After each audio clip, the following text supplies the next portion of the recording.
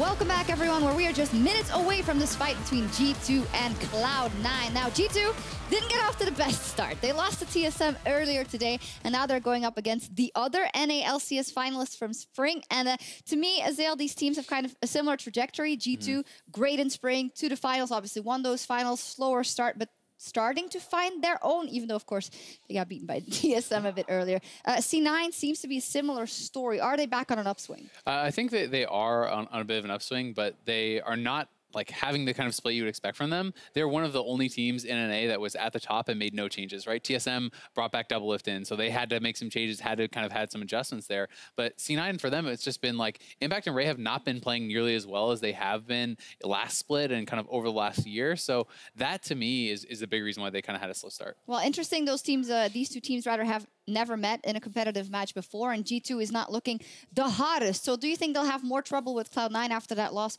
to TSM earlier? I don't think so. I think Cloud9 is a bit more like playing towards what G2 actually likes. Like they have weaker bottom lanes, so that G2 is going to be able to get more control into the game, and it's just going to play that one side more efficiently. All right, so we'll see if G2 finds an opening, and I have a spotlight on the mid lane on Jensen, of course. How do you say it in America? Jensen, sorry. I want to do that He's American, correctly. Born and raised, never played in the EU. So. Well, that's a great point. It is the first time that he gets to take to the EU LCS stage because he was shipped off to America very early in his career, and he has been crushing it. And he has great stats all across the board. So would you say he's the most consistent aspect, or maybe even the only consistent aspect about C9 right now? I would not say he's the only consistent aspect, because I do think that Contracts has actually been playing pretty consistently. I think that Smoothie is really strong support. I think he's the best support in North America right now, and Sneaky has always been kind of consistent, but he is their superstar, right? This guy has been smashing it. Laning phase is, I think, where he really shines. His CSD has been actually ridiculous. Like, it's been over 15 at 10 this split. But has he ever stepped into Perkz' lane kingdom? Well, he hasn't, because he already told us they haven't played. But it's not just about the 1v1. It's about how him and Contracts play against Trick and Perkz. And I think that Contracts plays so heavily around Jensen, and they do that very well. Yeah, I think honestly, though, in a visual scale, I think that Perkz, like, due to the way he handles the pressure, and he's able to like even beat out Faker in a lot of the games that they played in the MSI, that I think his approach to laning and to pressuring the map is almost like stronger and more efficient than what Jensen brings to the table. Whereas Jensen is actually able to win the lane more and like create aggression on the lane itself. So I'm actually really excited to see the matchup. Oh, me too. Super excited for the whole matchup. We got to move on because the players are ready. But I do want to get a quick prediction because this one feels really close. Amazing. I think G2 is gonna lose it, actually. I think C9, C9 is gonna take it. I think Contracts, like due to the temperature that he plays, and like especially if the news coming in, I think he's gonna have an advantage over Trick, who's like slow in jungling, but still plays controlled. All right, quick prediction. Excellent analysis there. I gotta go with C9 as well. All right, 2 times votes for C9 here. We'll see C9 and G2, they face each other for the first time here tonight. Let's throw it over to the casters for picks and bans. Thank you very much, Sharks. We do have 2 strong teams fighting for victory here. Just before we jump into this matchup, what do you guys think? Very biased analyst desk. Very biased. I think I could hear some of the tilt in Sharks' voice. I mean, I'm tilted now. As soon as people start predicting NA to win, they lose. Their performance is inversely proportional to their expectations. So what's your prediction? Clearly G2. Okay, okay. Well, there we go. Let's take a look at G2's lineup really quick. Expect in the top lane Trick, in the jungle Perkz, in the mid lane Spin, and Mithy returning to the stage. AD carry support with Young Buck behind them. And of course, their opponents today, Cloud9. C9 will be starting with Impact in the top lane, Contracts in the jungle, Jensen in the mid lane, Sneaky and Smoothie, AD carry and support, and Reaper, their coach, excited to cast C9 on EU soil. Yeah, it should be a lot of fun. Of course, the analyst desk already talked about Jensen in the mid lane as like the big superstar on this team who's winning almost everything in terms of the stats, and his in-game performance has been pretty flawless in a lot of the games from C9. Yeah. I think also, of course, because he gets a lot of help around him. Like you see Contracts in there. You see, of course, Smoothie roaming into that mid lane over and over. And that's something Perkz needs to look out for. Yeah, something Perkz needs to look out for. Also, with Jensen, a little bit of spiciness in the lobby. Jensen writing, my Rise is bad, my Azir is worse. You guessed it right, I'm G2 Perkz. Love seeing some of the banter coming out from Jensen. And let's see if he can live up to the flame in-game. Toxic Jensen back at it again. No, it's just good-witted banter in the champ select. And I'm excited to see these guys go up against each other for the first time. I don't think Perkz is having anywhere near the split of Jensen so far this split, because I really think Jensen is in the midst of his best split ever, and he's actually won all NALCS first team before. The way he has controlled the mid lane, and I don't feel like many other people on C9, save for maybe Smoothie, have been consistently performing on this team, which is why they've been struggling. But Jensen has been world class. So looking at this pick and ban phase, Thresh is always one of the big picks that jump out when he's not being removed in the pick and ban phase. Elise, we already talked about Trick not being the biggest Elise player in terms of also like first picking it. It's still open, so you kind of want to do it, but most of the time G2 opt out of it. This game though, they actually do take it for Trick, and they're trying to challenge Contracts in the early game. Yeah, and that's quite interesting there. Contracts could still have Lee Sin or Gragas kind of wherever he wants it. NA a big fan of picking Gragas early and then flexing it between the jungle and top lane. Let's see what they decide. Trick, one game played in at least the split, it was a loss. Cloud9 really taking their time to decide their first pick, and it's that flex option of Gragas. And again, right now, Thresh is just the go-to support for a lot of players, but I feel like in North America, Thresh is not picked as often as we see in like Europe specifically, but it's still picked a lot. You know, it's still a very contested pick, but I don't see just locked in the first phase whenever it is available, like I see from a lot of European supports. Still a fine pick here if they want to go for it, and I think they should. And it is locked in, gentlemen. Deficio, you mentioned that. 98.7% Thresh across EULCS average pick and ban. 58% Thresh across the entirety of North America. So regional meta definitely prefers Thresh. Yeah, and I think most of that is generally because Lulu and Karma took a long time to fall out of the NA meta, and maybe a little bit less in Europe. It is still Smoothie's most picked champion on the split. Whenever you do see the Thresh, you always talk about Kalista. We saw C9 play that combo as well before, with, of course, Sneaky getting Kalista, like, would be right now if they actually want to get it. Otherwise, G2 Esports could just ban away. But funny enough, G2 has now picked mid and top laner. This is so strange. Well, it's not, we don't normally see it, but the Orianna blind pick, when Syndra's already banned and LeBlanc is already banned, is extremely safe. Last time Jensen was in this situation, he picked Victor against the Orianna, which is a tough laning phase for Victor to play. Yeah, I also think Corki is a good pick against it.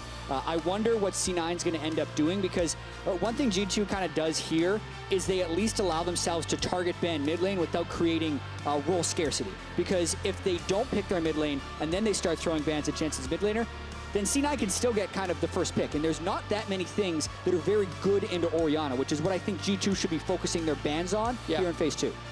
Kled coming in from C9, really feel like that is the pick they need against Renekton.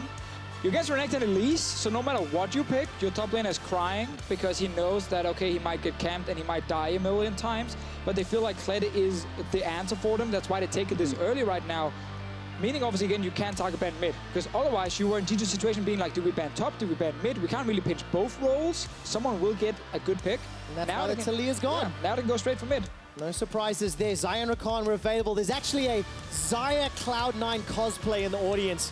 I think that looked particularly fantastic earlier. We'll see whether or not Sneaky can play Xayah at all throughout the course of the tournament. One more ban for C9. They're going to take away Braum, targeting Mithy in Phase 2. Yeah, makes sense. They already have Thresh take out the next most likely supports. Tahm Kench is already gone. Braum and Thresh are kind of the three major supports. And then Rakan is another one of those supports that is disproportionately favored in Europe, 70% pick ban rate versus just a 31% in North America. So Cloud9 very targeted with those bans. Yeah, C9 obviously knows by just banning one of Rakan and Xayah to get rid of the full combo right there that G2 could have run, and something we could definitely see from Sven and Mithy. Deficio, G2 learning from their earlier mistakes. Don't want to deal with that Galio mid stuff. European teams, they can't play against it clearly, judging from the first two games. Now, Kalista still open for Sneaky if he wants it in the bottom lane with the Thresh. But this is the Victor we mentioned before. That was Jensen's answer to the Orianna last time against TSM. Yeah. He did lose lane in that game, and that is how this matchup is supposed to go. Orianna is in a good spot here, especially in the early game, when it comes to just pushing in that lane over and over. Yeah, absolutely agree that is an Orianna-favored matchup, but I still do not fault Jensen for picking it, because they're clearly picking for the later game team fight.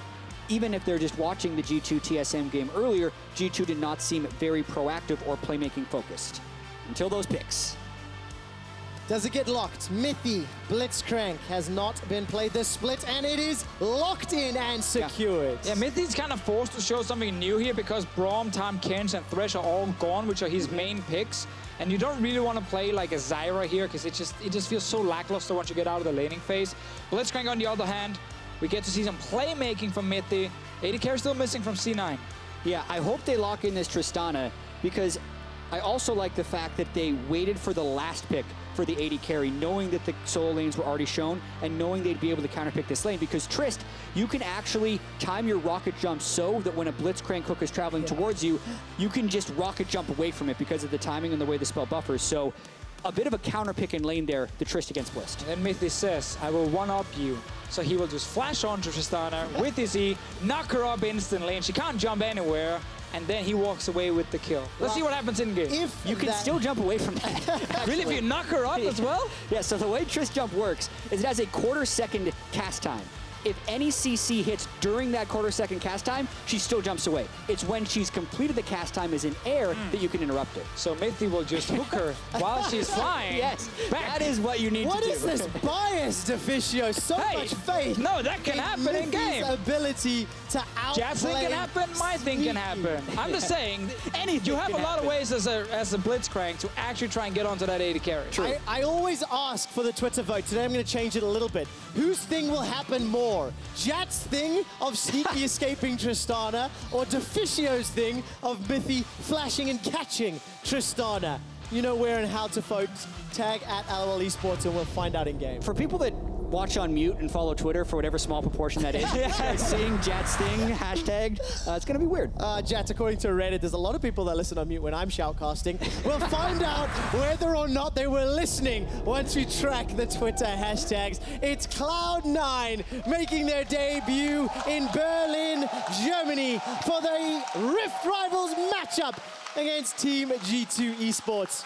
G2, of course, losing earlier today.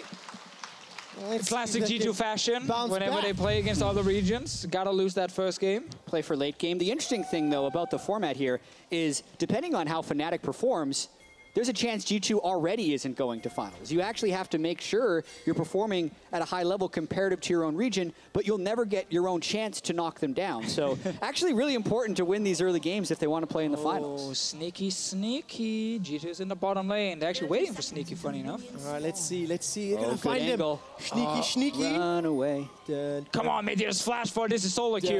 dun, dun, dun. Dun, dun, dun, Oh, dun, dun, we got one for Jat. Officially victorious. Jat Thing wins. He's level 1. He doesn't even have the knock-up yet. Deficio, I'm saying it now, the superior analysts are from North America. There we go. NA casters. Actually, it's so rare that a story like that and a bad joke like that plays out so quickly and so effectively. Thank you, Mithy. Yeah. Thank you, Where was the Sneaky. flash, Mithy? Yes, you wanted them to flash to burn. No, he needs his knock-up first. Don't worry about it. He needs to flash it. We're fine. So Sneaky gets the first one. Let's see if Mithy gets the second. Okay, so we're making this a best of series now. I think we're done with it. But Yeah, We're probably done with it. Let's see how the laning phase plays out. We've already heard in terms of the matchup, Jensen's going to have a little bit of difficulties versus Perkz. And Perkz, all eyes on him because he had the MSI performance of his life and has looked a shadow of his former self since returning to EULCS in terms of the dominance and the control and the play. I just want to argue that point just a little bit because I actually feel like what has happened a lot for G2 is that teams have figured out that it's really hard to kind of camp the bottom lane. So Perkz is the target you go for because he wants to try and win his lane. He wants to try and play aggressive. So a lot of teams are putting a lot of jungle focus on him. Look at the bottom lane. Well, not looking for Sneaky, so we can avoid the call. Double quills come out, and double daggers come out rather, and a lot of damage in return. So back to the Perkz point here, I actually don't think his individual performance has been that big of an issue. I think it's the fact that he has no synergy with his jungler. Because it's so rare that Trick is the man who's then around Perkz and actually trying to make up for that pressure against the G2 mid laner. Yeah, and we even saw an example of that at the start of the day where Perkz got ganked, burned his cleanse, and then the repeat gank came from Bjergsen and Svenskeren, and Trick was killing Krugs. And it was a fairly telegraphed play when you see the cleanses down. If the Galio's pushing up towards his turret will still flash. That's going to happen. You need to be there to counter gank it, or Perkz is just going to have to back off the turret. Let's see what happens in this early game from Trick. Normally on Elise, You want to look for these early plays, but he's more like the guy who wants to farm towards the mid to late game, but he's top lane right now. Yeah, and specifically, Elise Renekton is a tremendously powerful duo. The CC chain is quite easy. A little bit harder to do against Kled because of the dismount. The sentence comes out, Hook goes back, it's Hook City in the bottom lane. Fighting in a minion wave is dangerous. A lot of damage onto Smoothie and Sneaky. They actually come away worse for wear in total HP. Let's see top lane right now. One of the good things for Kled is the fact you have Skarl to protect you a little bit. Trick just trying a long-range cocoon and then steps away here. You don't have to dive level 3. You do have enough time in this lane to still snowball it. Like, you can wait for level 6 on Renekton and then try and go for the play, but you need to get this Renekton far ahead in this matchup. Expect 3 times played Renekton the split, currently undefeated on that champion. Let's see whether or not he can keep that streak alive. As you guys have already mentioned, some pressure and some play available to him if Trick makes it happen. No big advantages yet across the board. Quite a lot of trading in the bottom lane, which is quite exciting to watch every time we look down. Sneaky and Sven going back and forth. It's really exciting when it's happening, and then you realize both of them started Dorn Shield. So they're just going to heal up to full health afterwards because of the insane regen on that item. But the fact that they're willing to go for those trades and the fact that they're both on Hook supports means we will see action in that lane later. Let's see if G2 called the miss from the bottom lane, because Smoothie and Sneaky did not go back to base. They actually walked straight towards mid lane. There are no wards from G2 to actually spot this. But Perkz is standing towards the top side of the map, and he's not really at risk right now. They also see contracts. Oh, little spider comes out. Couple of little raptors secured. There's Smoothie still in the mid lane.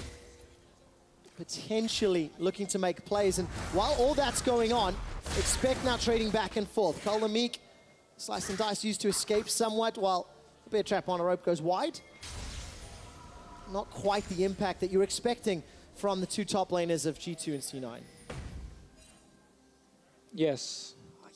You did it. Thank you, thank you. There you go. That took him about 2 hours before the show to prepare that one. It did. It took a lot of brain power, and I'm very excited I got it out my system now. I've trained myself to always use the word influence when I'm talking about what type of impact he will have on the game. It's tough. So what did you expect? Like, expecting our first split last year was very difficult, especially because we don't know what to expect from G2's new top laner. Damn it! Didn't bring my running into that one. No, unfortunately not. But pretty even laning phase here, gentlemen. Where will be the first crack? Where do you think the first crack will show? So we've talked about Elise Renekton top. What could it be for C9 on the other side? I mean, with C9, actually, when you run with the Gragas jungle, ganking mid lane is often the best lane to go to. Two ways you can actually get in there. It's very easy to kind of walk behind the enemy mid laner and then with body slam flash force it. There's no cleanse on Perkz either. But obviously, you need damage on Jensen first. Well, Gravity Field's going to stun up Perkz, and Shockwave whiffs completely. A pressure Shockwave, a zoning Shockwave, if you will. Lane Kingdom in the mid lane still TBD. Expect goes in at level 6 without any support. He just ends up trading dominance. Was really hoping to force the dismount from the Kled to threaten a gank. And both of Cloud9's soul lanes are actually kind of greeting here for their items. Jensen wants the 1250 for his Hexcore upgrade, but then also wants to be able to buy boots afterwards, so much so that he just waits for the mana to ult the wave, and now he can get his recall off. That's also why Perkz was going for that ultimate on him, because Jensen had been harassed down that he could have recalled based on the kill pressure. All right, let's take a look. Power Fist. Let's tag with the Lantern to safety. Sneaky, so many tools with Thresh and Rocket Jump. G2, however, will get their first objective here. It is an Ocean Drake during the laning phase, a slow laning phase, so this is very beneficial for them. Finally, no Cloud Drake first, which definitely stalls out how early teams will take the Drake. But in this situation, Ocean is best early, and then also good later on against Siege or poke compositions. But in this case, as the laning phase is quite extended, it's going to be very, very good for G2. Now we kind of hit the moment, though, where Trick is now taking the bot side objective, and Renekton is getting really strong on top side, where you can start going for these dives onto Kled, even with him sitting on Skull. Trick, look at Trick! Rocket grab into Cocoon! First blood, Sven! Ooh, and there was just no vision on the map for C9. Part of that is because the soul lanes were just kind of cowering at their turrets, that not many places are safe for Contracts to ward. But secondly, Smoothie probably thought that was safe since the Drake had fallen, and he thought Trick will probably recall after that. Right. But instead, he finds his way into that brush and gets the kill. Instead, so yeah, no vision. I mean, what you can do is throw in your lantern or something at first, but like it's so easy to say like, as a caster because you see obviously everything on the map at the same time. Smoothie very clearly did not expect a Trick to be there. So G2, first dragon, first blood, 1,000 gold lead, and Sven comes back with Berserker's Greaves and a BF sword. That's a very advantageous position to be in for G2 Esports. Yeah, so now if you are G2, you have a lot of winning lanes at the same time. Top lane, Renekton is winning it. Right now, Contracts is trying to maybe see if he can do something, help out Impact, but he is spotted by a ward. Bot lane as well with this back here, really good for G2 to try and enforce aggressive plays on the bottom side. And we already know that Orianna is pushing in the Victor. So G2 right now with... Let's see what happens. Actually just jumped away, but with winning lanes and early game jungle, they should be able to get more kills. Look at the mini-map. Expect needs to buy time. Contracts and Impact realize they're in trouble, decide to back away. All they get is the Dominus and 50% HP. Perkz forced to go back into the jungle and secure this blue Sentinel with the help of Trick. Yeah, just a really strong early game from G2. They're doing exactly what they need to do. They power picked both of those solo laners. They're winning both of those lanes. And then the lane in which C9 technically got a counter pick is being won heavily by Sven, in part thanks to the Ocean Drake and the gank from Trick. We still need to see just a bit more, though, from G2 and how they're actually going to try and snowball this, because we see a lot of scaling on C9's side. We know the Victor is going to scale really well. Same with Sneaky on Tristana. And when you have Elise, like, so rarely do you actually want to sit with, you know, just like one little assist or kill in the early game. You're always looking for a lot more, and you want early towers to go down so you can really utilize the pick potential of Elise also later on in the game. And with these winning lanes, you should be able to find that opening if you are Trick. Expect once again goes in for a trade. He's got a minor CS advantage over Impact. Nothing really to get too excited about, and still pretty even in the mid lane as well, despite this Perkz Orianna and his lane kingdom on his home turf, no less. Not been able to bully Jensen away, but I think a testament to Jensen, just how well he has been playing. Let's see how he transitions into this post 10-minute mark, and still no real threat on any towers actually, Jens. Yeah, the pressure Jensen has been under doesn't show in CS, but I think it does show in the jungle. The jungle control of C9 is extremely lacking. I mean, no wards really on G2's side of the map, and Trick has full control over this bottom side. Let's see mid lane, just trading ultis actually. Yeah, we see that so often in this type of matchup. Just push the wave farm, wait for more abilities. Mithy actually uses that Featherstorm, Sven rather, to escape. Blade Call is available to him, manages to get a two-man route, and that's the kill for Mithy. The barrel comes out for Contracts, now he's the target. That's a double kill for Blitz. And if you are C9, like we just talked about how G2 have all these winning lanes and early game junglers, so C9 just actually want to try and wait. They don't really want to fight anything. They were doing okay in terms of just losing a bit of jungle pressure, but then at least getting farm in lanes. Then bot lane, Smoothie throws back that lantern. He's like, Contracts, get in here, boy, get in here. We're going to fight this. And then they both die. And he had the flash the whole time. He's at a big level disadvantage. They pick a fight that they're not necessarily able to win, but they're also not willing to flash away. So some poor play there by the C9 bot lane. See it again, like, so they know Elise have taken a blue buff, and she could still be on the bottom side. Hook comes in, and right now, if you are C9, you need to just try and walk away. But they actually end up lantering Contracts into it. He flashes forward with the body slam as well, uses everything he has. In a fight they're never going to win. Yeah, and they're just not working with information or really respecting where Trick could be, because the Lantern play might have worked if the Elise isn't going there, but if the Elise isn't going there, is G2 really going to be playing so aggressive? And the answer is no, but this one she should get. Wow, rocket grab. That one finds Deficio Thing. Not even needing a flash. Looking at the stats. Not at all the same thing, but it's fine. G2 got first dragon, first blood. Oh, he's going to try again. Looking towards first tower. I mean, this is a stark contrast from G2's traditional early games, because they've been very bad, but as have C9, slow to start statistically. That is slow to start to the split, slow to start to pretty much every game in the spring and in the summer. Even at the end of the regular season for C9, when they were the second place team, they still were down gold at 15 and 20 on average. So by no means is it the strength of their game, but usually it's not 3,000 gold by 12 minutes. It seems to me most games that C9 play, the way they kind of end up winning is once they get out of the early game, they're really good at grouping up as a team and then forcing fights. Like, they need like one champion that can always engage. In this case here, they have both Kled and Gragas to do that. And then they need like strong late game fighters to then try and win these big team fights. Now, that is obviously a style that we see from some teams in Europe, like G2. G2 does it, like Unicorn's a lot of late game, is a lot of like group 5 and try and hard engage and force the team fight.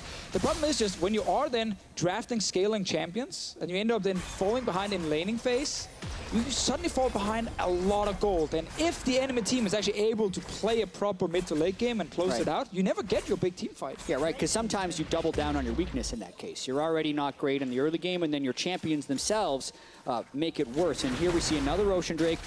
No pressure at all. I mean, C9 hasn't had a ward in G2's jungle this entire game. Look at that blackout of vision. Plus, they're already down that turret against an Elise Blitzcrank, so they're respecting the Fog of War a lot, too. And everything is just working so well for G2. Tower First Blood was picked up. Dragon number 2 is picked up. By the way, if you look at the gold differences, Sven is 1,600 gold higher than Sneaky right now. He's already picked up his Essence Reaver, the makings of a Zeal.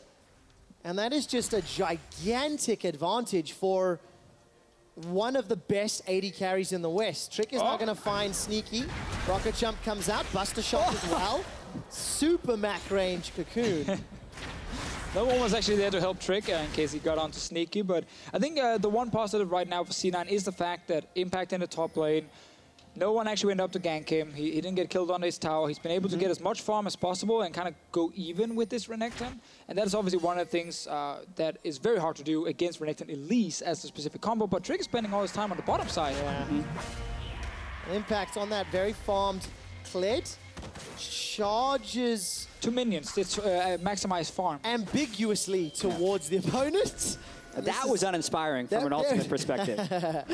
Definitely not going to be helping out C9. Flash Cocoon, Rocket Grab is going to find the target, and Trick gets the kill. G2 knew that that flash from Contracts wouldn't be up for a few more seconds. It's ready now. That was beautiful play there by Trick and Mithy. And you see the burst damage of Elise right now with Runic Echoes and the gun and the Revolver. Well, this is the largest gold lead that G2 Esports have had all summer long against any opponent, and they are making it look flawless. 2 towers, 2 dragons, 4 kills, potentially a 3rd tower here as well, because there's no one to defend. And his Trick soloing the Rift Herald as well. Literally, why not? Everything belongs to G2. I mean, right now, they're not actually playing against anyone. They're literally just sitting and pushing minions and then taking every objective. Oh, Sven, why are you here? Featherstorm comes out, Sneaky. Nice flash. Sven's in trouble, goes in with the lantern. Death Sentence is connected, and Sneaky gets out alive. And suddenly, C9, they show up in the bottom lane. Yeah. Sneaky knew that Sven would flash to try and then use his E on Xayah to actually root Sneaky in place. So he also flashes with it and gets that 1 kill. So G2 Esports, they've been playing the PvE game for quite a while right now. And then C9 says, no, we're also here to play. It was like the April Fool's bot game. You feel like you're playing against bots for a while, and it turns out C9 actually can make plays because they haven't been doing much of anything this whole game. But now they're going, they're making the play, they get the kill, and they're finally using their team composition. They have to keep the game close in this stage if they want a chance late.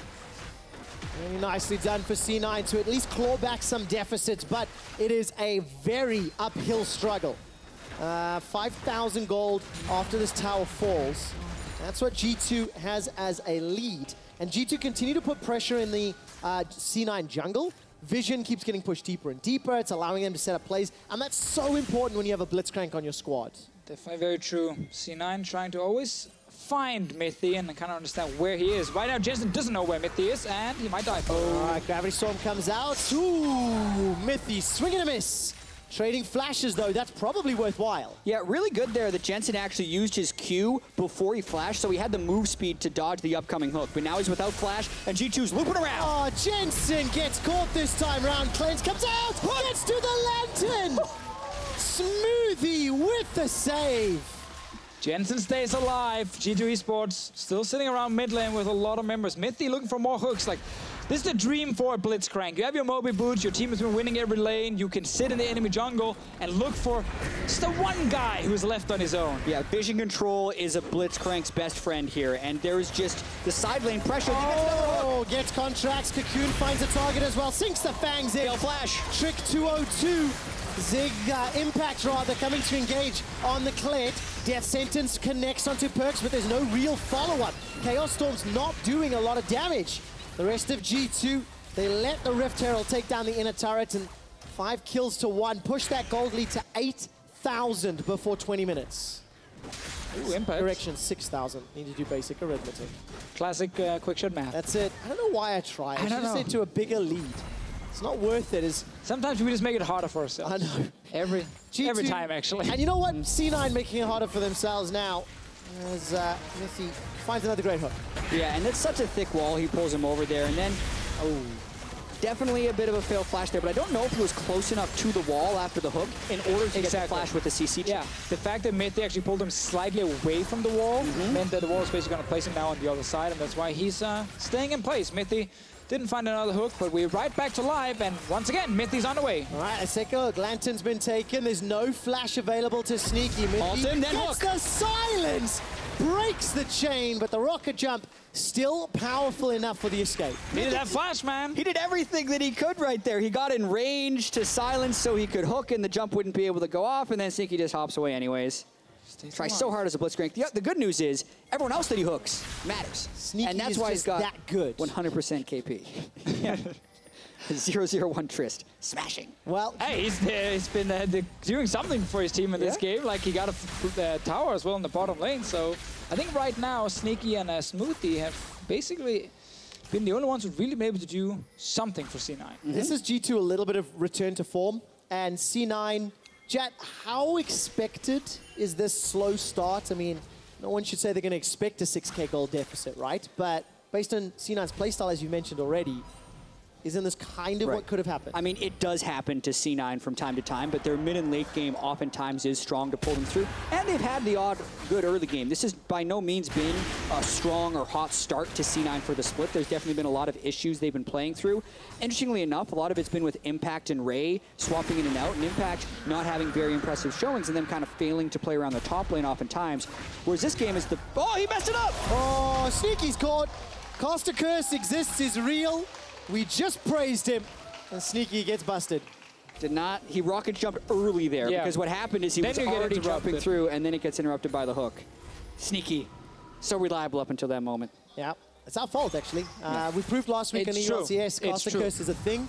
Yeah. You can't do it. But anything, the lack of playmaking by C9 is definitely worse than you would have seen in a lot of their North American games. But a lot of that is just because the sweepers coming out from G2 and the strong laning phase in all three lanes and the threat of the Blitz and Elise makes it so C9 doesn't have very many avenues with which to make any plays. We have to remember that pick and ban phase. First phase where G2 said, you know, we first pick Elise, which is not something we see very often from them, to focus on the early game. And then they went for that Renekton Orianna. With Syndra banned, with LeBlanc banned, like, Jensen didn't really have a good choice to try and then beat Perkz in the laning phase, and also with the Renekton top lane, same thing. There's really nothing left for C9 to play to beat the Renekton. So they just had a lot of lanes in a disadvantage from the draft. Very excited to see Mithy performing so well on Blitzcrank as well. First time this summer, Rakan was banned, Braum was banned, Thresh was picked early, so Mithy's champion pool really took quite a beating. Yeah. And 100% KPs hit every important hook. It's allowed his team to get kills, and, you know, look, the whole team's playing well, but some kudos to Mithy for showing up on a champion we've not seen him play yet. And then he misses. Yeah, that was an optimistic. That was a non-important hook. He still hit all the Correct. That's true. That's how I classify the difference. That makes sense. All right, let's see what happens. Sneaky, Lantern gets interrupted. Silence, though, just a tad late. While that was going on, Impact, by the way, forced to use Charge and Flash to get away from Expect on the bottom lane. Keep our attention on screen as Sven throws out a couple of double daggers. And the barrel from Contracts ends up saving G2 instead of setting them up. And obviously, we're looking a lot at Contracts if C9 are going to make a comeback in this game, because he's going to be that main engage to find the correct opening to then see if they can kill maybe Perkz, maybe Sven. Obviously, very difficult against a Xayah with their own ulti. But C9, they need a crazy good engage from Contracts, and they're going for mid lane. They are indeed. Perkz already flash. Here comes Sneaky. Decent shockwave. May not be enough. Great timing on that point, I just want to add. Picks up the kill, and that's easily done. While that's going on, the rest of G2 take the top turret and Expect, by the way, losing that trade. Looked like he was forced away by Impact. Okay, C9, they're not done yet. They're looking for another tower. Yeah, G2 want the inhibitor, though. It's still 2 people pushing on the top side, and Kled just now getting back to base, who has no ultimate and no flash, but the respect has to be given because the Thresh has recalled as well. All right, so G2 end up coming away with chip damage on the turret, but C9 stall the game out a little bit. And G2 can now play around Baron. I mean, look at those control wards in C9's red buff quadrant to the jungle. Yeah, this doesn't change too much for G2. Like, the play is still the same now. Like, Baron is your main objective because you can use that to bait a team fight against a team that's really far behind. But it just means C9 gets a bit of gold, and they have very gold-hungry champions in Tristana and Victor. So getting another tower there helps, and Smithy's dead. Yeah, what an important hook for Mythy to land. There we go. Catches Smoothie into the pit. C9 at least have interrupted Baron, but at the cost of Smoothie's life and Impact's teleport. So that's just going to open up another avenue. G2 can now play the split push game and threaten Baron at the same time. Exactly. Expect can still threaten the 1v1 against Impact. They can still get even more vision around the Baron area and then just wait for Mythy to go and find the right hook. On top of that, you're seeing Zven getting very close to the Infinity Edge. He's far ahead of Sneaky's item timings. So many things for G2. This is where my heart just breaks. You know, when I see Doran's ring, Doran's shield, 23 minutes in for G2 Esports, when they're all about setting up vision control for the Blitzcrank into a Baron bait, like, come on, guys. Come on, Perkz. Come on, Zven. You can do it too. You can help the team win the game by putting down vision. Control wards. You don't need Doran's shield at 24 minutes. I'm just going to say that. Not on Warlord's Xayah, who is going to be healing just fine. Anyway, Zven, he might die for it now. That's the reason he might die. All right, Featherstorm buys a few seconds. The flash buys even more. Stun comes back. Zven almost takes out Contracts, but the damage just not there yet. He needed that Infinity Edge. Expect teleports it into the middle lane as Sneaky rocket jumps to safety. Dominus is put down and nothing else follows up. It's a 7,000 gold deficit. Expect has flashed. Can't find the Ruthless Predator, and Jensen's able to walk away. Remember, Jensen also sits with Cleanse ready. Could have used it there, but G2 wanted to try and force his flash with maybe the shockwave from Perkz. Expect didn't make it just in range, and he ends up using flash for nothing. And right now, C9, 2 little picks in a row where they were able to engage and get some kills and delaying G2 from getting this big objective. Yeah, Jensen's Victor is still scaling up. When he gets Lich Bane, he's going to cut through anyone on the G2 front line. This is a time where G2 was trying to set up the 1-3-1 to get into Baron, and Zven was just a little bit further up the lane than he had a right to be, since Orianna wasn't close either. That being said, they nearly convert the kill back onto Contracts and then have to make a big run for it. So obviously what's going to happen when one team is so far hitting gold, like getting this 1-for-0 trade almost never happens in favor of the team so far down, but C9 been able to do it and slowly grinding their way back. I think that's like a really impressive win-loss with a gold deficit at 25 minutes. 14 and 18. Oh, yeah. Nearly, was it 5-0? Is that how you, 500? Is that how North Americans say win percentage? Close to 500, yeah. Close to 500 win percentage.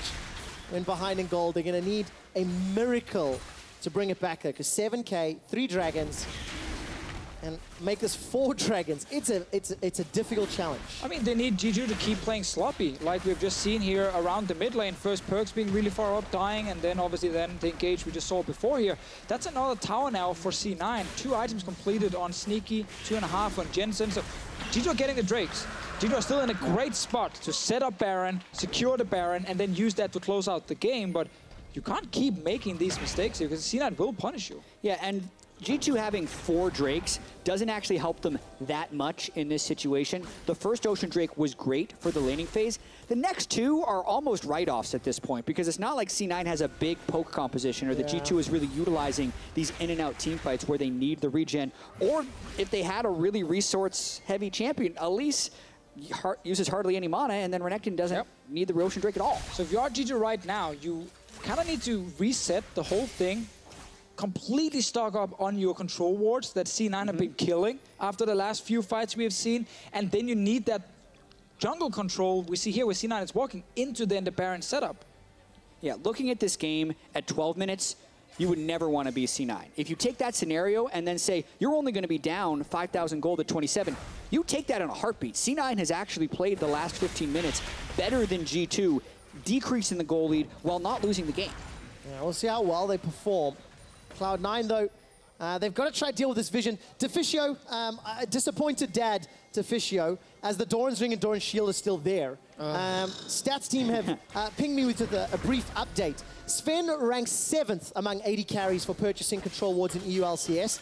Perkz ranks 8th amongst mid laners in the EU LCS for purchasing control wards. So don't get your expectations too high this game. They're kind of closing in on each other right now, but it's funny how the lack of G2 kills coincides with the lack of G2 control wards. But now they go for Contracts. Contracts goes for them. All right, good flash away from Perkz. Keeps him alive. Lantern buys some time for Jensen, and the Shockwave still available. Perkz pushing forward on the front line.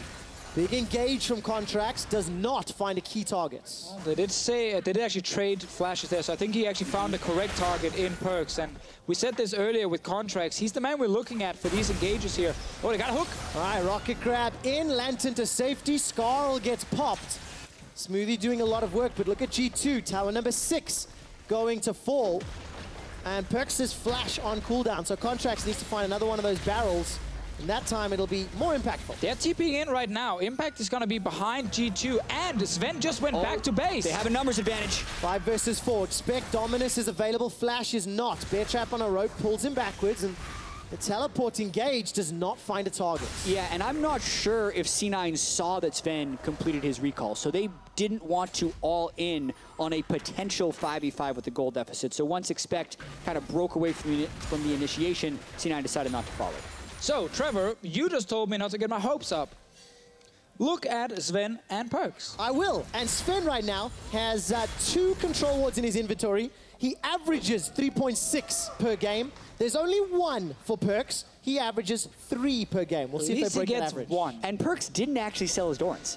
No, that's true. That's true. In this case, he just completed an item to buy some space. As soon as he starts his next component, that Doran's is staying.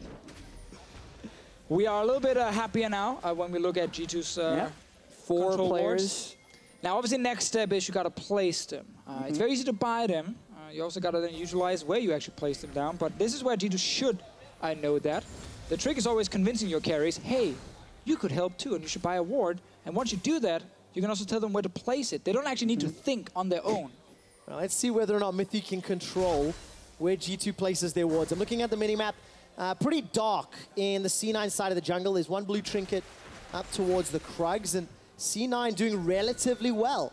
You know, with 30 minutes in, yes, they are 7,000 gold down, but they're in a good spot considering the laning phase. Yeah, Trist has hit that item sweet spot. Smoothie has been really starved on gold. He'd love to have a Knight's Vow right about now. I feel like C9 might be building up towards 2 of them. I think that Cloth Armor on Contracts will go to Knight's Vow, as with Smoothie. And they will synergize well if they get to that point and the Goldie doesn't get out of control. Just looking at the carries, they are even in items. So if you look at just pure carries right now, the 6,000 gold lead doesn't mean anything for G2 Esports. It's more Contracts who's really far behind. And of course, he's a lot squishier than maybe he wanted to be at this point in the game. But it's not like G2 is packing that much more damage than C9, despite the gold lead. Yeah, just in jungle and support, it's a 4,000 gold lead for G2, which means there's only a 2,000 gold difference across the carry roles. Now, Trick can one-shot someone, so the Elise gold actually does matter a fair bit. Definitely matters. But as far as the team fights go, C9 could theoretically win one if they get the right initiation. Mythic was looking to catch Sneaky mid-air, didn't find the target. Impact does a little bit of a flyby as the barrel splits up G2. Perkz is down! Perkz is down before the shockwave, and that means C9 are on the offensive. Expect is the target. He's a big crocodile, gets pulled back into the gravity field. Impact gets caught by the rocket crab, but it simply won't matter. Sven running away for his life. Featherstorm has bought some time. Reap it on screen, gonna be happy with Cloud9 bouncing back. And maybe this is a Baron. Yeah, if they get Trick down, they can go for this, which is why it's so critical that he makes this chase last a long time, because C9 want to start that Baron ASAP, and Trick actually slithers away. He's alive for now, but C9 are still starting. The Baron. Trick is so low. He dies from almost nothing. Mythi's here, Sven there with full HP as well. Why is that there in the UOL room? That doesn't make any sense. It's called the manager. They're going for it. All right, Baron's the target. Impact pulled out. Repel goes up. 2,000 hit points. Baron's going to be not available for G2. And Cloud9 are back. What a comeback so far from C9. They had no pressure for the early game. They were playing it as passive as possible, and G2 couldn't push it over the edge. I want people to remember that Contracts a few minutes ago had an engage straight onto Perkz, where he forced the summoners from Perkz. Instantly, Contracts were pulled back out of that fight. No one ended up dying. But the following fight, Perkz ends up staying in the front line, disrespects Contracts and C9, and who do they find? They find Perkz, they kill him instantly, they win the fight. Look at this here, no flash on Perkz, he's staying far up the mid lane, and then after, he actually ends up hitting the blue trinket while he's walking back, not intentional, stopping him in place again, making it super easy for C9 to jump onto him and kill him. So it all started with the previous fight where no one died, but the key flash was down from one of the main carries on G2 Esports. And this has been C9's strength for pretty much all of 2017. It's been their mid to late game, their ability to find the right fights. Even with what was a gargantuan gold deficit, they were still finding the odd pick and getting a turret. And that can catch up to you as G2 if the other team has such scaling carries like Trist and Victor. Yeah, a lot of credit to C9 and Contracts for not just tilting after such a rough early game. Mythi's getting caught now. All right, Rocket Grab actually started that one off. Contracts is down. Caster Curse by Deficio. Junglers are traded. Excuse me, as Trick gets taken down. Impact and Sneaky waiting for a re-engage. It's a 4-on-4 scenario, but C9 with Baron. This Shockwave going down diminishes G2's ability to defend this turret. C9 might want to go pretty hard here. Well, towers already popped. Perkz out of position in his own jungle. Cloud9 still down in towers, but it doesn't matter. There's the swing, the wind-up from Smoothie. Not going to find a target yet. Sneaky just out of range. Sven gets chunked down by the Death Ray and the Chaos Storm. Forced to run for his life. Expect is killed while the Chaos Storm keeps the rest of G2 busy. In the background, you can see Phoenix One watching the game closely. Yeah, Expect's tankiness is pretty irrelevant at this stage against the near full item Tristana and the 3-to-4 item Victor. You saw how quickly he died there, so it's really difficult for G2 to actually have a heads-up fight unless they get a Blitzcrank hook to start it off. Well, they're trying to get one right there. Ends up being Mythy then, jumped on by Contracts. They end up trading his junglers early on. Nothing more happens other than a Shockwave. Yeah, really good sidestep by Sneaky. Sneaky's played a very strong game. Even when they're having a deficit, he was the one to start the plays and actually had multiple aggressive flashes which created kills early on. And C9, they deserve all the credit in the world for this kind of comeback here. But you also just have to look at G2 Esports and say the G2 Esports that normally wins the EULCS, the team that went all the way to the final of MSI, when they used to get advantages, they would know how to actually snowball it and then close out the game.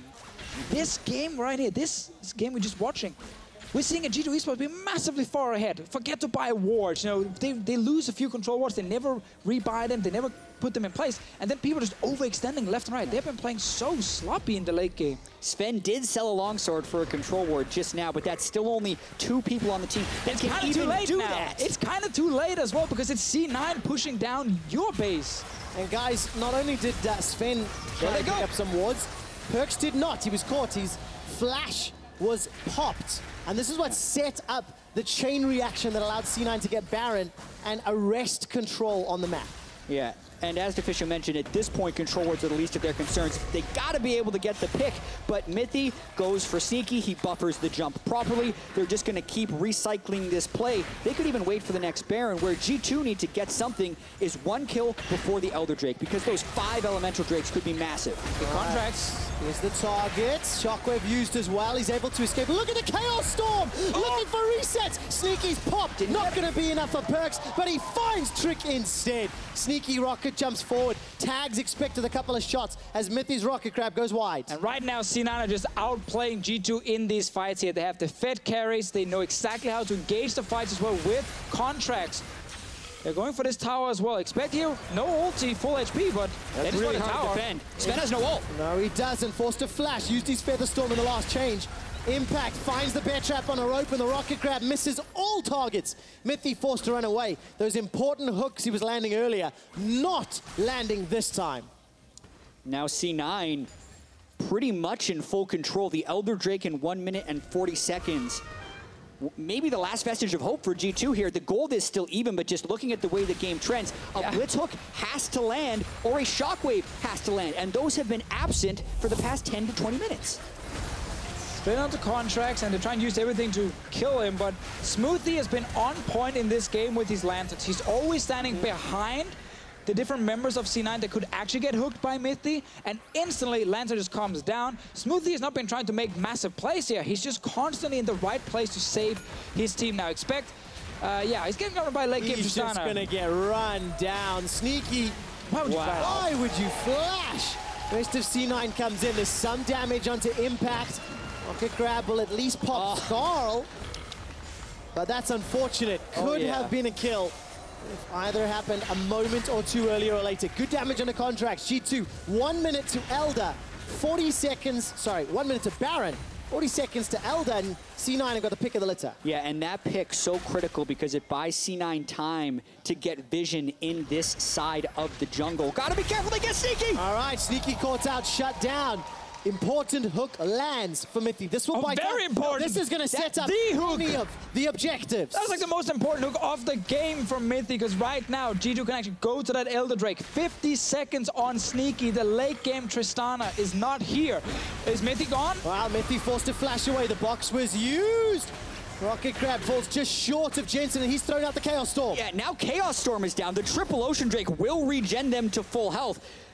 G2, even though they're getting mid lane priority, just need to secure that Elder Dragon. They have Expect with TP as well. He's actually going straight towards that Elder Drake, not even saving it for a potential flank. They know with 20 seconds on Sneaky that he should not be there for a fight.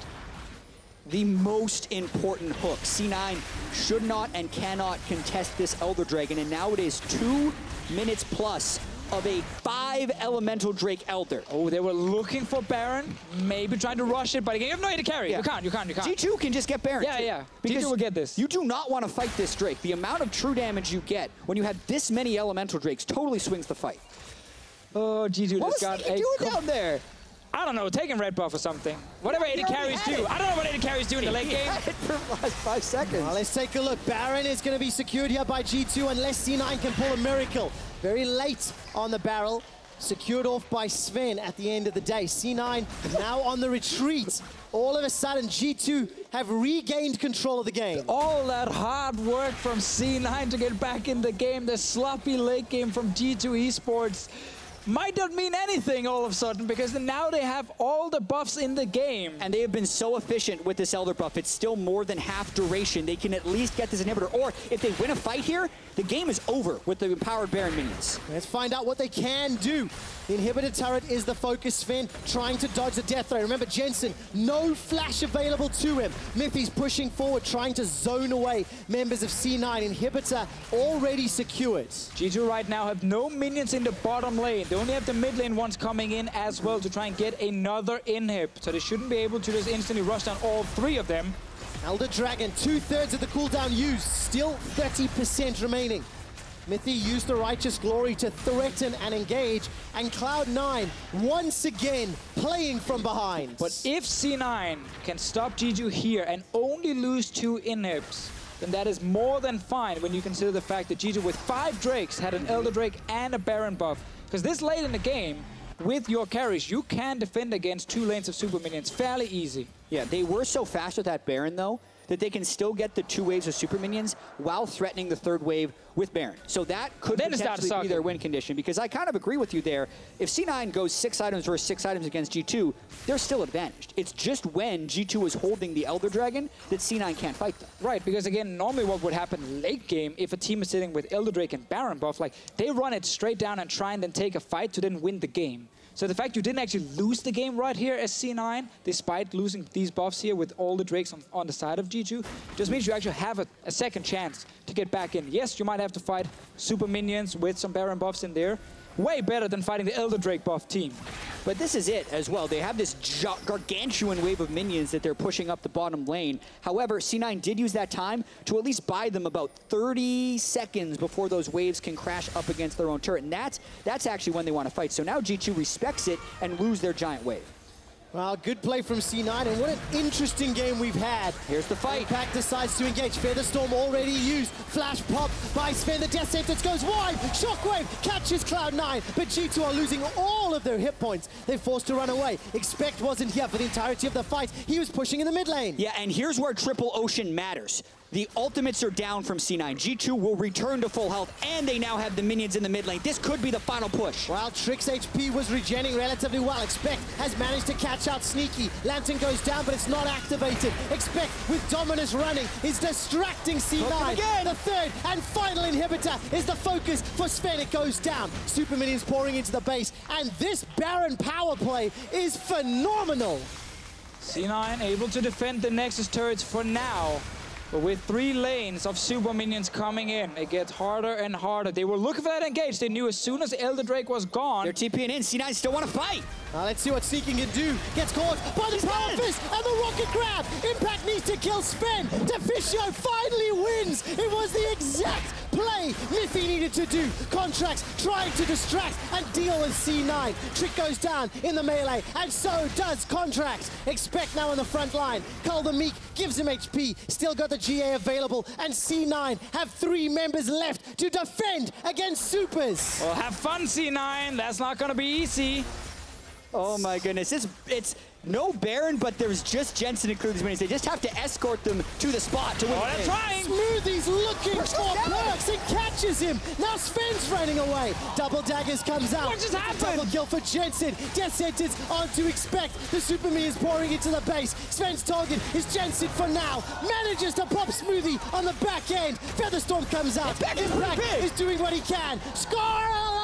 Not enough to save Cloud9. Jensen's still coming out of base. Let's see what Jensen can do. No Chaos Storm available Oh, to he's him. got a farm Sven 3 lane. and Expect are running away. Oh, what God. is this game? Man, Perkz had one job. Just sit with your team and wait for the minions. And Smoothie actually found the flash engage onto him. So credit for, or due to Smoothie for the engage here, but G2, for some reason, didn't manage to win the game. Hey, there's a lot of things in this game, Deficio, that happen for some reason. I've lost every brain cell. I'm done. Rift Rivals, baby. But Oh, literally, I love it. You talked about, we don't even see the start of this where Sneaky rocket jumped into a Blitzcrank, but here, Perkz gets obliterated by Jensen, and then it gets really close. Jensen did a bunch of work in this fight and managed to stay alive the whole time. Stayed in the back. Sven actually gets Smoothie with a very Look at how long low range Jensen gets. feather right there. All right, so in the end, Nexus turrets gone. Life goes on. All 3 inhibs down. Still, obviously, G2 sitting with all the Drakes and The everything. Nexus turrets are all down. Expect does have teleport, but no wards in there because I believe it's been swept out. One ward is in the base that they could try and backdoor with, but these inhibitors, they're actually going to come up kind of soon. I don't even want to hear you say backdoor when G2 plays an NA Why- team, because why- last time that didn't work. Why, when G2 plays against NA teams on the international stage this year, do we have some of these more unique games, interesting games, discussion-worthy games? 4,500 gold on that Baron power play. And G2, all they have to do is work with the Super Minions to break open these inhibitors again.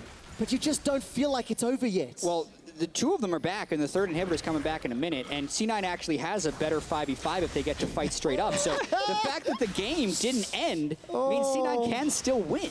I guess G2 are trying to look for the 1 pick maybe, get another Baron to buff up these minions, and you can use that to get into the Nexus. But at this point, if you're G2, you might also start talking about that backdoor you mentioned, Jad, and be like, okay, is there a way to maybe avoid C9 for long enough to get to the Nexus? But if you look at their champions, like Orianna is not mobile enough to really get in there fast and actually kill the Nexus. Oh, Cocoon onto Contracts. Really good damage from Perkz.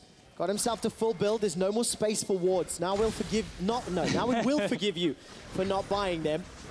As G2 have crested their longest game in summer.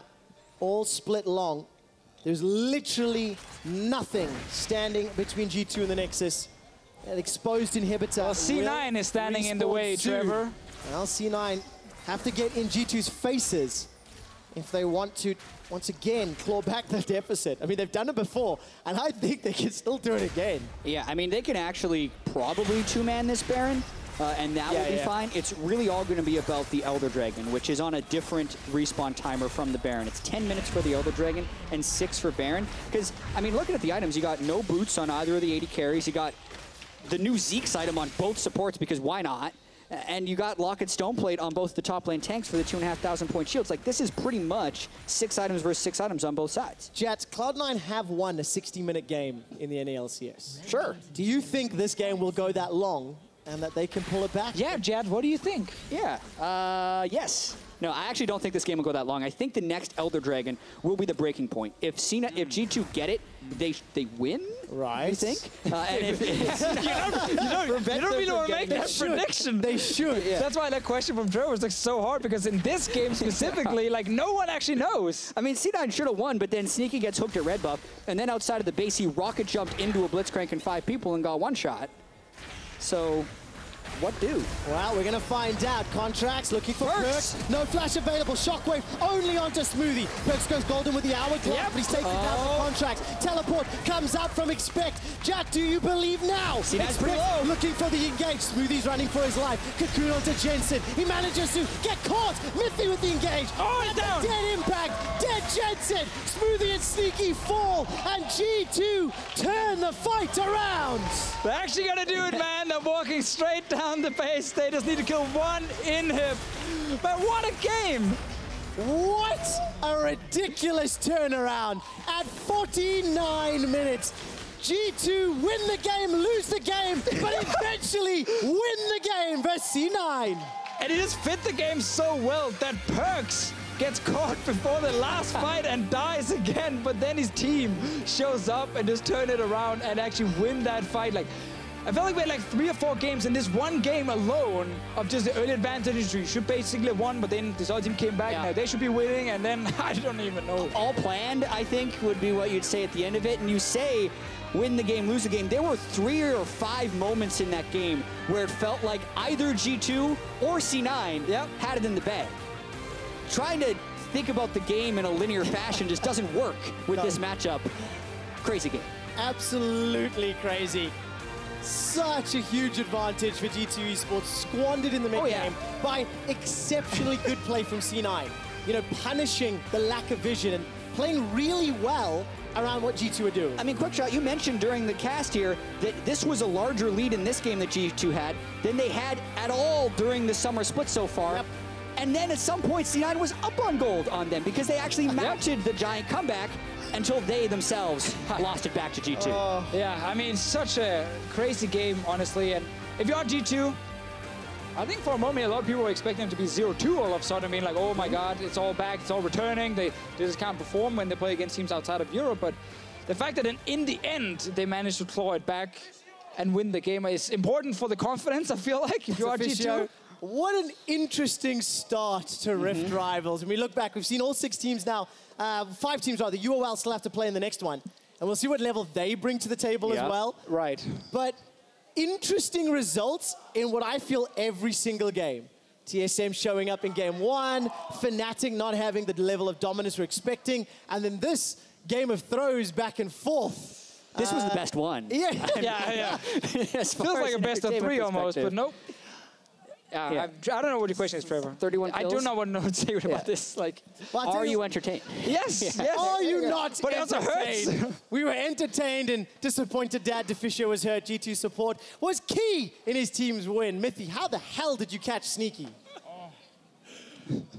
Interesting question from Quickshot coming in there. Thank you, gentlemen. But the first thing I want to ask you is, they called that a game of throws. How would you describe it, Mithy? I don't think Riot would allow me to use the right words to describe this game. All right, but negative feelings mostly, it sounds like. I mean, happy that I had a good Blitzcrank game, but yeah, really mostly negative. Yeah. We'll say rough. We'll use the term rough. All right, well, looking at across the game, you opted to go for the Blitzcrank here. What was the thought process up in the drafting phase, at least? Well, they banned... we banned Tam, and then the other supports were banned. They banned Rakan, they banned Braum, which was what I was looking to play, and then I just fell back on Blitzcrank. We had a better early game jungler, so Blitzcrank is always good if you have the stronger jungler. Especially against Thresh, you can always 5-5 every lane, so I just went for it. definitely looked good for you guys. Now, what was the major difference between your first match up against TSM and this match against Cloud9? Coming out with the win here, but kind of losing earlier today. I guess the main difference was that against TSM we fell behind early game, and against C9 we won the early game. I think the team compositions were totally different in every game, so it's really hard to compare ourselves. But in terms of macro, I think we did a good job in the first game playing from behind because we had a good team come to stall, and I think we did a good job at snowballing in this game, at pressuring the vision and just snowballing the game through the fact that we had the pressure of Blitzcrank because it's a very snowball champion if you get ahead. So I think we did a good job on both games, but we made some horrible mistakes that just doomed the game. I think we are playing extremely horribly around tempo. I don't think everyone really sees tempo in our team, and it's just not going so well. All right, you're sounding a little heated, but one final question to kind of wrap this. Do you expect more games like this for G2 in the tournament? Do you expect to be so close with the enemy teams to have these early games and still have these struggles in the mid game, or can you expect cleaner closeouts from G2 moving forward? Judging from scrims and how the week has gone, I don't expect much more from G2. I expect us to not throw the game so hard, but I don't expect us to be clean as we were in the past. And comparing us to other teams, I think we can match up against everyone. I think individually we are as good or better in every position. So maybe worse, maybe better. You know, like everything is like so close. So I don't think there's any opponent that seems like a big deal to us. And yeah, I think we can win against everyone. And it looks like we can also lose, you know, so yeah. All right, that makes it even more exciting for us. Well, congrats again on the win, as close as it was there. Thank you so much for taking the time to talk to me. For now, we're going to toss it over to Shox in the analyst's desk, though, to break that one down further. Thank you very much. Mithy is being really honest, and I'm starting to understand why last week in the interview he was like, Fnatic's going to win everything, it's fine, whatever, because they obviously... Well, yeah, he seems to be very honest about the fact that it's not going great. However, there were from both teams very good things to be seen in the game, but obviously you don't want to see it flip-flop that much. And amazing, you especially had something to say about Trick in the early game, setting up the vision and making sure that the plays could be made bottom lane. Yeah, I always thought that Cloud9's weak spot was almost like the bottom lane because the laning phase is just weak. So, and G2's strength is actually their bottom lane control, getting vision in the enemy jungle and creating picks to that. And I think this game especially, if we... I think we're going to take a look at the replay. Well, the replay Indeed. coming in. Like we see that Trick always goes in, like he got the Drake, they're not expecting bottom side anymore. He sets up a pick with Blitzcrank, so together they already create this advantage through bottom lane. So from now on, it's all about the vision control, like playing through bot lane, getting the wards down, knowing where the enemy jungle is, and then utilizing this advantage of knowledge in order to create more picks or fights that are advantageous for you. And here we see them like setting up for a bot side vision, like they grab Smoothie, they hook him in, and while C9 thinks they have an advantageous fight because they have 3 men coming in, they don't see that Trick is also like in the same area because they don't have the vision that G2 has.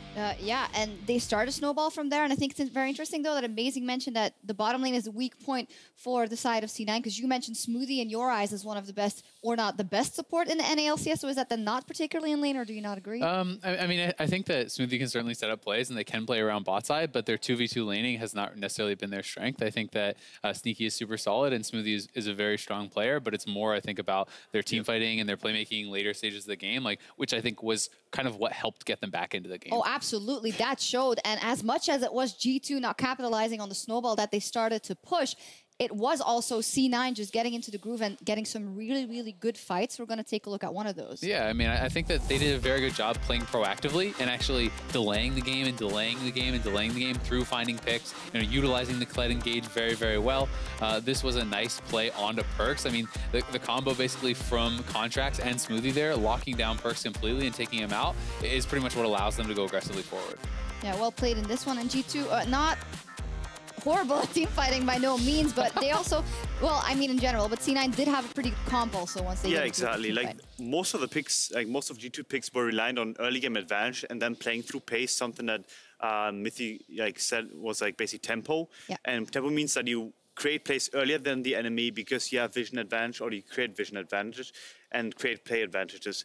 But due to the nature's comp, or the comp's nature rather, like G2 had to basically be set together. They had to be 4 or 5, like maybe with expect flanking, and basically had to walk down lane, see to turret, whatever it is. But they, like during those stages of setting up, like C9 was able to actually find picks and find engages that G2 should have accounted for. Yeah, and I think it's very critical that C9 were the ones engaging because Blitzcrank, I think, is so much weaker when he's on the defensive. Like, he doesn't offer a lot of peeling or anything. He's the one that wants to be starting off the fight, and that's why I think the aggressive play from Impact and Smoothie was like really key in the mid game to actually finding picks and keeping them in it. And it kept happening, and we thought, well, C9 is totally in this one. Sneaky has his Tristana, and you said it was kind of an analyst desk curse, right? You said, well, the only thing that can go wrong is if Sneaky gets caught, because G2 obviously was sitting on 5 dragons as well. And it actually happened second to second. Yeah, I mean, it's pretty much right as I said it. Because the thing with this is, they had gotten all these dragons, but they wasn't like big combat dragons. It's not like they're sitting on 3 Infernals or anything like that. And when you give up the Elder, a 5-stack Elder, you are not just giving that up, you're then giving up the Baron. Because you can't actually go and fight at that objective afterwards because there's so much damage. And then if you're not going to fight at the Baron and you can't fight them straight up, you're probably giving up multiple inhibitors, which is what happened, and that just put them so far back. Yeah, basically like giving G2 another like almost like window to snowball and basically create more advantage and get the gold back that they were clearly lacking, like allow G2 just stomp C9 in the end. Yeah, in the end, they also took that advantage and just got pick after pick and fight after fight to get to the Nexus. Yeah, like I thought it was a really good pick from Mithy, and I think had they not gotten that pick, I think the game was C9's, because I don't think from that stage, G2 would have been able to take a 5v5 fight around either of those objectives. Yeah, I absolutely have to agree. However, watching this game, it's kind of, as an EU fan, you don't really... Like, I mean, you got the win at the end of the day, right? But as an NA as well, like, not that you're a fan. Yeah. We probably are. I mean, it's... Unbiased. Like, it's one of those things where, yes, it was messy, but Blitzcrank can make these things happen, right? So it's like, that's one of the advantages you get when you have a playmaking champion like that, is you can pull off upsets, you can pull off the big picks, and they're able to do that. And, I mean, G2... created a massive lead. They managed to throw it away, but they secured it in the end. So it's like, they rightfully won. Overall, they get an A. Well, that's another win for G2. And coming up next, the Unicorns of Love face their first challenge here at Rift Rivals when they go up against Phoenix One. But before we go, starting today, the skins commemorating the 2016 World Champions will hit the in-game store this year. SKT was more involved in the creation of their in-game tributes than ever. Let's take a look.